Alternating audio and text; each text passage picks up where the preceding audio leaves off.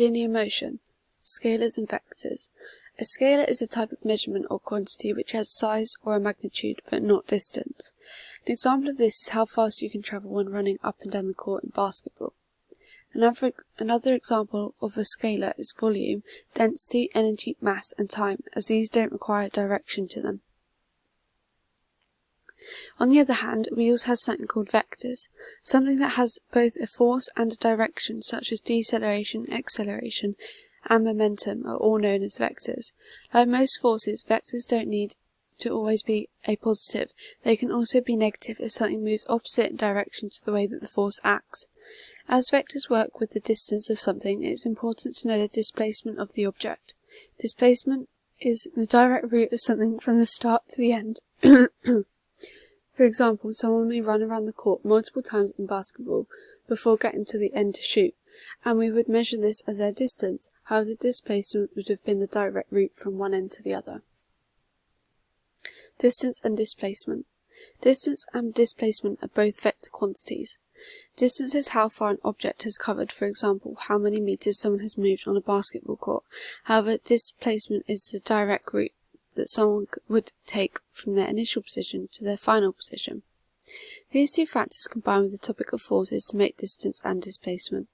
Movement can take place in both a negative progression and also a positive progression. For example, if someone stands in the centre of the basketball court, then turns and runs left down the court, this will be a negative distance figure. However, if they turn and run to the right up the court, then they'll be making a positive progression. Another example in basketball where we can link distance and displacement is when trying to shoot. This is the example which is shown on the screen. As the ball travels upwards in a loop into the basket, we can call it its distance travelled. However, the arrow pointing directly from the person to the basket is the displacement of the ball, as this is where it started at its initial point to where it's finished, and it is not accounting for the distance it travelled, which would be the loop when the ball goes upwards. Speed and velocity. Speed is how fast something is travelling. This should always have a unit to it, such as meters per second, as the equation to work out someone's speed is distance divided by time. Speed allows you to see how quickly someone moved over a certain distance, such as people in a 100-meter race will receive a time for how long it took them to run. An example of speed in a basketball game may be that the basketball player reached the ball in 5 seconds. However, on the other hand, to speed, we have velocity. An example of this would be that they made it to the ball in 5 seconds travelling down court. This means that velocity is speed but with a direction, whereas speed works with a distance. Velocity is a vector and uses displacement instead of distance. To work out the velocity of something, we use the equation of total displacement divided by time.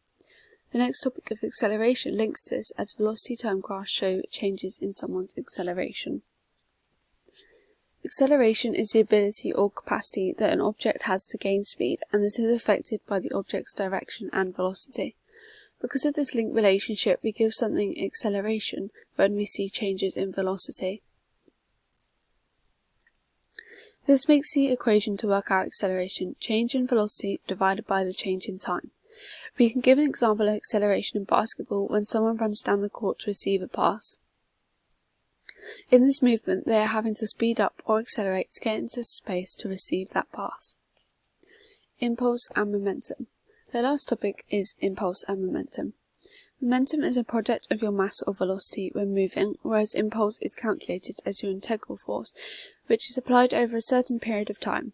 This is more of a theory, as it implies that a change in your momentum will equal the impulse or the force which is applied to it. However, it's difficult to say whether this theory is true or not, as forces are not often constant and can change at any time depending on a variety of factors.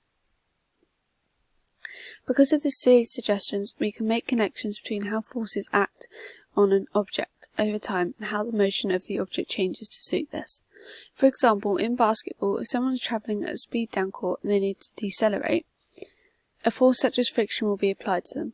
We can then suggest that this force will change the momentum of the object who is moving, which could suggest that these two things work equal to each other to achieve a desired result.